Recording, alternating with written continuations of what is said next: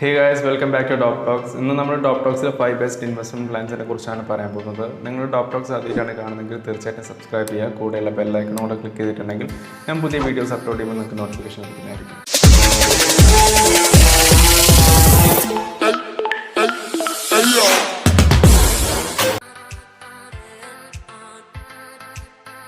Liquidity, risk, returns, ഈ 3 points വെച്ചിട്ടായിരിക്കും നമ്മളെന്ന് പറയാൻ പോകുന്ന എല്ലാ ഇൻവെസ്റ്റ്മെന്റ് പ്ലാൻസും നമ്മൾ കമ്പയർ ചെയ്യുന്നത്.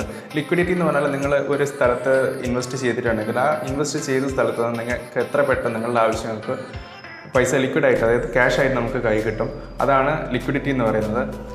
റിസ്ക് എന്ന് പറയുന്നത് നിങ്ങൾ ഒരു സ്ഥലത്ത് ഇൻവെസ്റ്റ് ചെയ്ത് കഴിഞ്ഞാൽ ആ ഇൻവെസ്റ്റ് ചെയ്ത സ്ഥലത്ത് നിന്ന് നിങ്ങളെ എമൗണ്ട് എത്രത്തോളം കുറയാം, അല്ലെങ്കിൽ നിങ്ങൾക്ക് എമൗണ്ട് നഷ്ടപ്പെടാം. അതാണ് റിസ്ക് എന്ന് പറയുന്നത്. റിട്ടേൺസ്, അതായത് നിങ്ങൾ ഇൻവെസ്റ്റ് ചെയ്ത എമൗണ്ടിൻ്റെ മുകളിൽ നിങ്ങൾക്ക് എത്ര ലഭിക്കും. അത് ഈ 3 പോയിന്റ്സ് കൂടെ കൂട്ടിയിട്ടാണ് ഒരു ഇൻവെസ്റ്റ്മെൻറ്റ് പ്ലാൻ നിങ്ങൾ തിരഞ്ഞെടുക്കുന്നത്. അതായത് നിങ്ങൾക്ക് എത്ര റിസ്ക് വരെ പോവാം, അതായത് നിങ്ങളുടെ കയ്യിലുള്ള പൈസ നിങ്ങൾക്ക് എത്ര വരെ നഷ്ടപ്പെടാം, അതൊക്കെ നോക്കിയിട്ടാണ് നമ്മൾ ഇൻവെസ്റ്റ്മെൻറ്റ് പ്ലാൻസ് ചൂസ് ചെയ്യുന്നത്. Investment number 1, savings account. നിങ്ങളുടെ നോർമൽ സേവിങ്സ് അക്കൗണ്ട് തന്നെയാണ് ഇതിലും പറയുന്നത്. ഒരു ബാങ്കിൽ നിങ്ങൾ അക്കൗണ്ട് സ്റ്റാർട്ട് ചെയ്തിട്ടുണ്ടെങ്കിൽ നിങ്ങൾക്ക് ഫസ്റ്റ് തന്നെ സേവിങ്സ് അക്കൗണ്ട് ആയിരിക്കും ഉണ്ടാകും. ആ സേവിങ്സ് അക്കൗണ്ട് എന്ന് പറയുന്നത് നിങ്ങൾക്ക് ഹൈ ലിക്വിഡിറ്റി ആണ്, ലോ റിസ്ക് ആണ്. ലോ എന്ന് പറഞ്ഞാൽ 0 റിസ്ക് ആണ്, പക്ഷേ റിട്ടേൺസ് വളരെ കുറവായിരിക്കും. അതായത് SBI സേവിങ്സ് അക്കൗണ്ടിന് 3.25% to 3.5% ആണ് റിട്ടേൺസ് കൊടുക്കുന്നത്. അതായത് ലോ റിസ്ക് ആണ്, ലോ റിട്ടേൺ ആണ്, ഹൈ ലിക്വിഡിറ്റി ആണ്.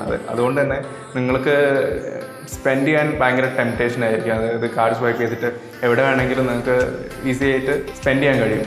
സോ അതൊരു നല്ല ഇൻവെസ്റ്റ്മെൻറ്റ് പ്ലാൻ അല്ല. പക്ഷേ നിങ്ങൾക്ക് എമൗണ്ട് കുറവാണ്, നിങ്ങൾക്ക് എവിടെ ഇൻവെസ്റ്റ് ചെയ്യാൻ താല്പര്യമില്ല എന്നുണ്ടെങ്കിൽ സേവിങ്സ് അക്കൗണ്ടിൽ കൂടെ തന്നെ നിങ്ങൾക്ക് മുന്നോട്ട് പോകും. Investment number 2, fixed deposit or recurring deposit. Fixed deposit എന്ന് പറയുന്നത് നിങ്ങളൊരു ഫിക്സഡ് ആയിട്ടുള്ള എമൗണ്ട് ഫിക്സഡ് പീരീഡിലേക്ക് ഒരു ബാങ്കിന് കൊടുക്കുകയാണ്.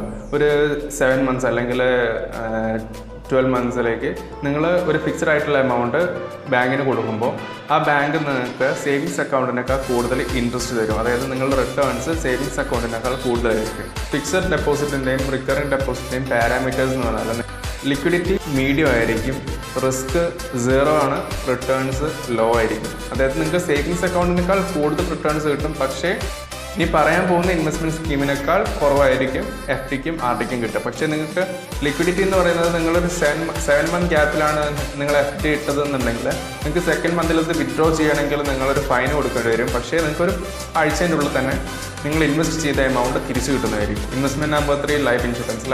ലൈഫ് ഇൻഷുറൻസ് എന്ന് പറഞ്ഞാൽ നിങ്ങൾക്കൊരു പെർഫെക്റ്റ് ആയിട്ടുള്ള ഇൻവെസ്റ്റ്മെൻറ്റ് പ്ലാൻ ആയിട്ട് തോന്നാൻ ചാൻസ് ഇല്ല. പക്ഷേ നിങ്ങളുടെ 8,000 നിങ്ങളെ ലൈഫ് ഇൻഷുർ ചെയ്തിട്ടുണ്ടെങ്കിൽ, ഒരു 1 ഇയർ ഗ്യാപ്പിലേക്ക് നിങ്ങൾ ലൈഫ് ഇൻഷുർ ചെയ്തിട്ടുണ്ടെങ്കിൽ ആ ഇൻഷുർ ചെയ്തത് ഒരു 8,000 ആണെങ്കിലും നിങ്ങൾക്ക് കിട്ടുന്ന റിട്ടേൺസ് വളരെയധികം ആയിരിക്കും. ഒരു 4 lakh to 7 lakh വരെ നിങ്ങൾക്ക് 8,000 ലൈഫ് ഇൻഷുറൻസ് പ്ലാനിൽ നിങ്ങൾക്ക് കിട്ടുന്നതാണ്.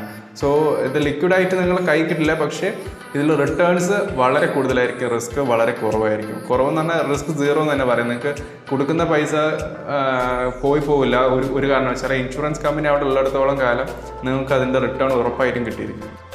Investment number 4, stock market or share market. Stock market, share market എന്ന് പറയുന്നത് ഹൈ റിസ്ക് ഹൈ റിട്ടേൺ കാറ്റഗറിയിൽപ്പെട്ട ഇൻവെസ്റ്റ്മെൻറ്റ് ഓപ്ഷൻസ് ആണ്.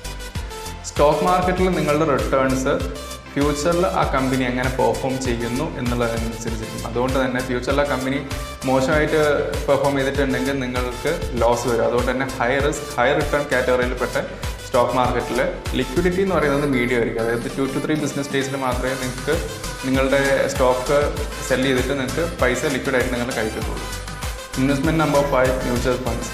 മ്യൂച്വൽ ഫണ്ട്സ് എന്ന് പറയുന്നത് ഒരു ടീം വർക്കാണ്. അതായത് ഒരു ഫണ്ട് മാനേജർ പല ആൾക്കാരെടുത്തുനിന്ന് പല എമൗണ്ട് കളക്ട് ചെയ്തിട്ട് പല സെക്ടേഴ്സിലേക്ക് ഇൻവെസ്റ്റ് ചെയ്യുന്നതാണ് മ്യൂച്വൽ ഫണ്ട്സ് എന്ന് പറയുന്നത്. മ്യൂച്വൽ ഫണ്ടിൻ്റെ പാരാമീറ്റേഴ്സിനെ കുറിച്ച് പറയുകയാണെങ്കിൽ ലിക്വിഡിറ്റി എന്ന് പറയുന്നത് മീഡിയം ടു ഹൈ ലിക്വിഡിറ്റിയാണ് വരുന്നത്. റിസ്ക് എന്ന് പറയുന്നത് മീഡിയം റിസ്ക്, അതായത് പല സെക്ടേഴ്സിലായിട്ട് ഇൻവെസ്റ്റ് ചെയ്യുന്നത് കൊണ്ട് തന്നെ മീഡിയം റിസ്ക് ആണ് മ്യൂച്വൽ ഫണ്ടിന് വരുന്നത്. നിങ്ങൾ എത്ര കാലം മ്യൂച്വൽ ഫണ്ട്സിൽ ഇൻവെസ്റ്റ് ചെയ്യുന്നു എന്നുള്ളതിനനുസരിച്ചിരിക്കും അതിൻ്റെ റിട്ടേൺസ്. അതായത് നിങ്ങൾ കുറേ കാലം ഇൻവെസ്റ്റ് ചെയ്തിട്ടുണ്ടെങ്കിൽ ഹൈ റിട്ടേൺ ആയിരിക്കും നിങ്ങൾക്ക് കിട്ടുക. അതായത് മാസം ഒരു 500 വെച്ചിട്ട് തന്നെ നിങ്ങൾ മ്യൂച്വൽ ഫണ്ട്സിൽ ഒരു 30 ഇയേഴ്സിലേക്ക് ഇൻവെസ്റ്റ് ചെയ്തിട്ടുണ്ടെങ്കിൽ നിങ്ങൾക്ക് 30th ഇയറിൽ ഹൈ റിട്ടേൺ ആയിരിക്കും കിട്ടുക.